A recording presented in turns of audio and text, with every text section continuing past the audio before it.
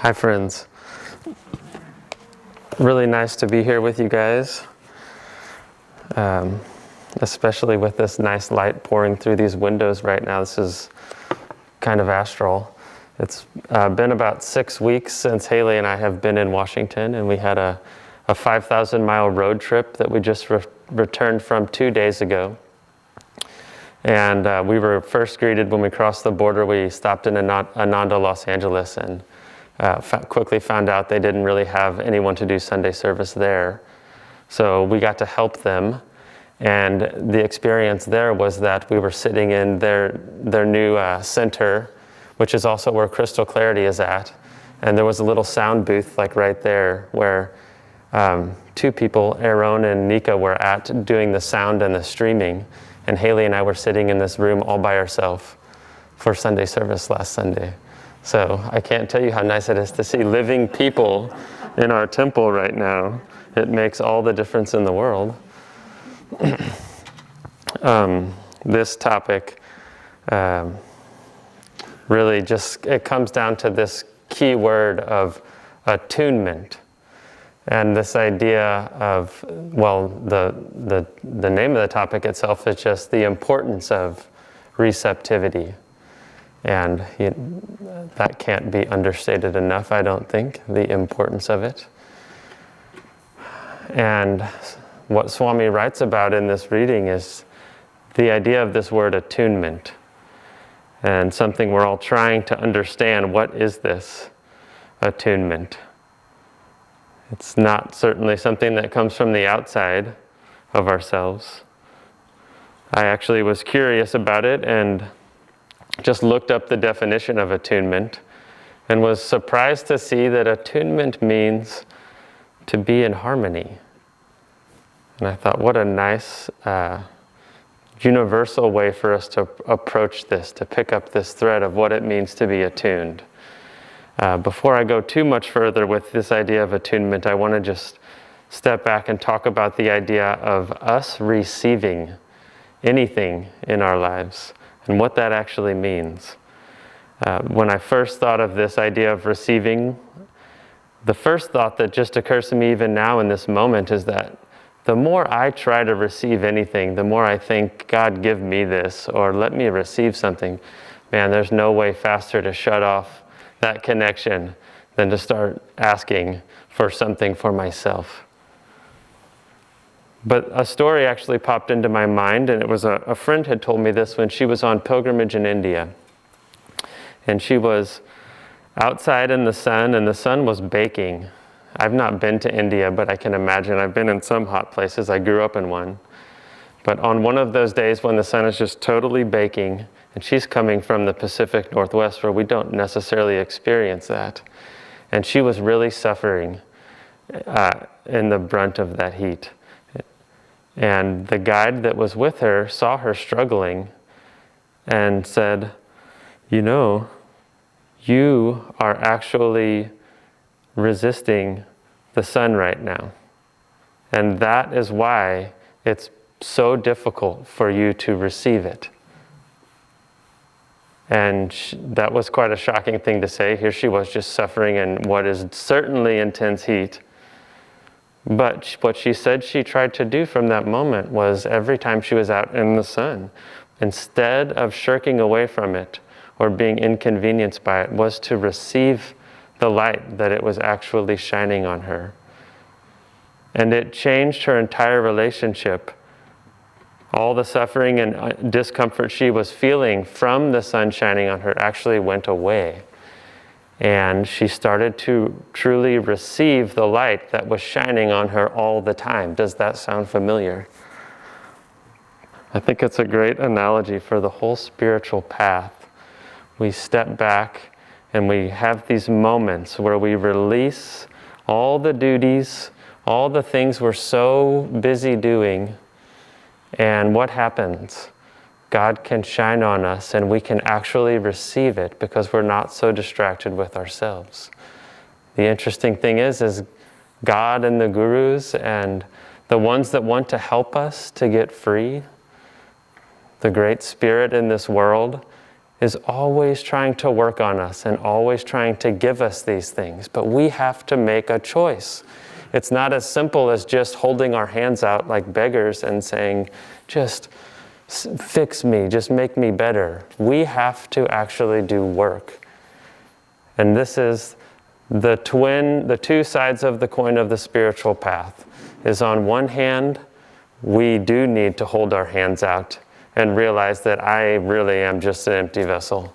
Nothing I can say to you right now is going to change anything for me or for you, except to the extent that this empty vessel can be filled with something relevant and something helpful that will maybe inspire us to go home tonight and meditate deeply and give our hearts and ourselves to God.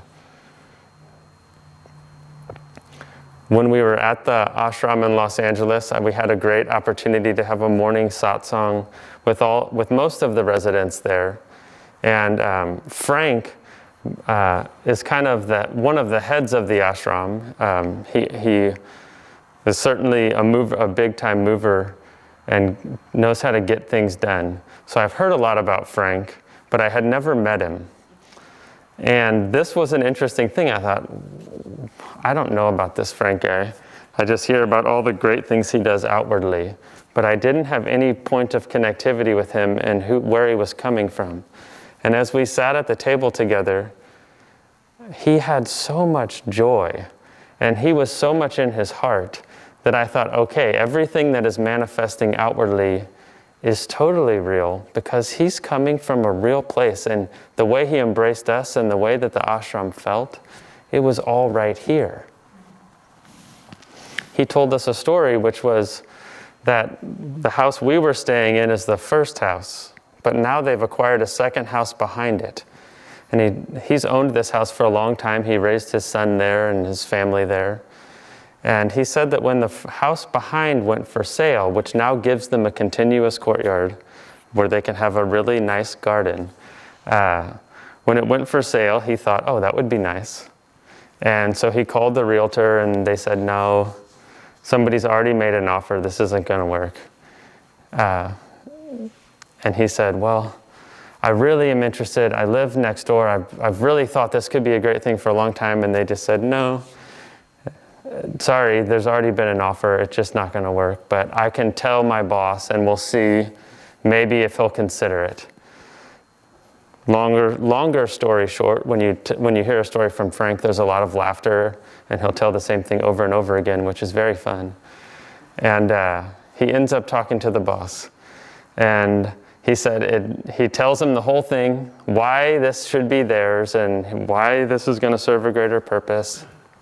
And he leaves the meeting, and the guy he's been talking to calls him and says, nope, didn't work. And Frank's like, dang it. I thought for sure that was my opportunity. Here's my moment. That was it. And he said he went to a cafe and he sat there. And he was just sitting there by himself quietly, just wondering, God, what do you want? I thought this was the plan. And he said a voice came into him and said, do you want this? And he was like, well, yeah, I want it. And the voice came again and said, do you want this? And he said, I want it. Within 5 minutes, he got a call back, and the property was theirs. And that's a powerful, powerful example. We have our will, and we have God's will. And when these two unite is when we really learn how to receive. Until then, we are pretty lost, and that's just the nature of this world. But when that happens, great things can happen. See, with Frank, he knew that it was the right thing, and yet what he alluded to was there was a part of him that wasn't quite sure and wasn't fully taking responsibility for it. And God wanted him to really say, I want this. It was from Frank's choice right there that he was able to actually receive what God was trying to give him.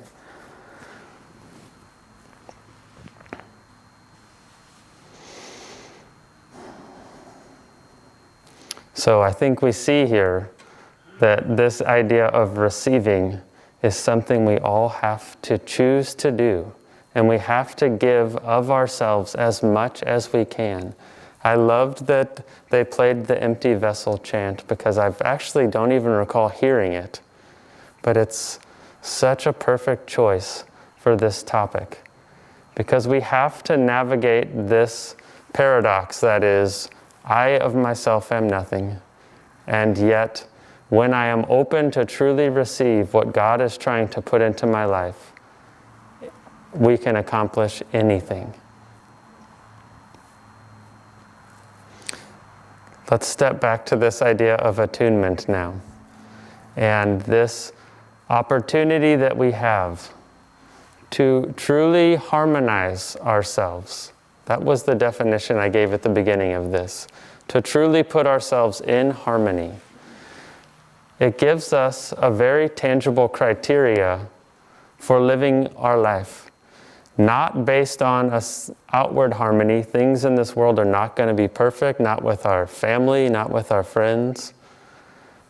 But as a basis for actually knowing within ourselves whether we are doing what God wants us to do. Whether we are remembering God in the little moments and amongst the difficulties.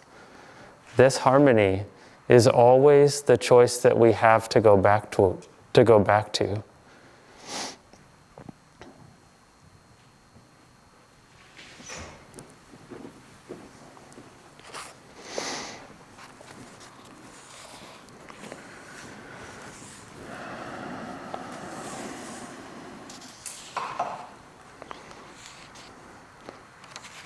I think when we choose this harmony, and when we know this harmony, we can do everything that we need to do in our life.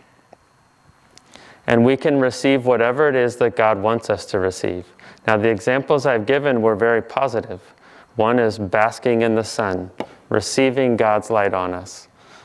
One is a great expansion to the ashram in Los Angeles through the actual choice of the people there to say, I want this. But sometimes what God gives us isn't exactly what we want. Sometimes we have to choose to want that which God gives us because it's the right thing. And because life is a classroom and we need to learn more lessons. I mentioned that Haley and I just spent about a month in Baja, 6 weeks total of travel, but since I've gotten back, and even before I got back, I've had so many people say, well, I hope you got rested up and I hope you had a nice vacation. And there's a part of me that would love to say, yes, that's exactly what happened. But rather what I say is it was perfect. It wasn't perfect in an outward sense. I didn't relax as much as I thought I would. In fact, I got down there and I broke out with an incredible rash of poison oak that basically took me down for, I would say, 2 to 3 weeks. And it spread throughout my entire body, behind my knees. My left leg and left forearm were completely swollen up like footballs. And when I started feeling it go through my whole body, I didn't know if I was going to be a leper. If it was going to come out in every square inch of me and cover me. But you know what happened? I started talking to God about this. What am I supposed to learn from this?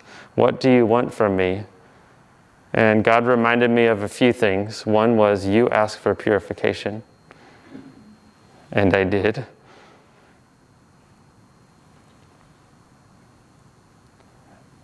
And the other was, what I give, you take. When things are going very well, it's very easy to gratefully receive. But when the challenges come and when the things that we have to go through arise, it's much more difficult to say, God, thank you for this. I'm not up here to tell you that I was perfect. She can attest. I had struggles throughout the whole time. And yet, at no point did I doubt that it was the perfect thing. We would go to bed at about 8 o'clock every night because the sun goes down at 7 and there's no electricity. That means it turns to darkness. So from about 7:30 at night to about 7:30 in the morning, I would sit on the beach because I couldn't lay down. I couldn't sit up anymore. I couldn't sit in my lotus position. I was covered in poison oak from the inside out. So what did I do? I sat on the beach all night long trying to talk to God. And it was not easy. And the scariest part of my day was at the sunset, when I knew I had 12 hours all night to sit there and to try to go as deep as I could, and getting in and out of the water. Oh my gosh. But as I went through the whole experience of it, realizing that this is what God has chosen for me to have at this time, I cannot change that. Now, I'm not here to tell you all the lessons I learned in the process, because the truth is I don't know them all yet. But I do know that it was perfect. That when we truly want to receive in this life, we have to receive everything God gives us as perfect for us at that exact moment.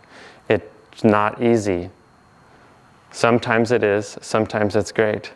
Sometimes when it's great and it's easy, our pride kicks in and we think, I'm so great, this is so easy. Which is the true blessing? There is no good and bad in everything, it's just God. And so our choice is to try to keep the inner harmony no matter what the circumstance is, and keep giving it to God. I honestly didn't think I would talk about Baha at all, because that was such a personal experience, but I see how appropriate it is in this moment to share it, or at least I hope it's appropriate. But that would be my wish for all of us, that as we look out on the world now, as we look at our own lives in this world, we realize that everything that's given to us is actually perfect. Simon missed his flight back to Hong Kong yesterday. I'm not sure if he thinks that that's perfect, but I think it's perfect. So that's my wish. Good luck. Let's all find the perfection inside of ourselves and know true attunement with our own harmony with God. Jai Guru. And I'll end with a Whispers from Eternity. Demand for union with the Almighty. O Father, behold me through the pores of the sky. Smile at me through the twinkling stars. Strengthen me through the sun. Calm my feelings through the moon. Caress me through the breeze. Love me through my love. Throb in me through my heart. Breathe thine immortality through this mortal frame of mine. Speak through my voice. Help others through my hands. Use my mind to inspire them. Breathe through my breath. For within this fragile viol, thou alone canst sing thy complete, eternal song.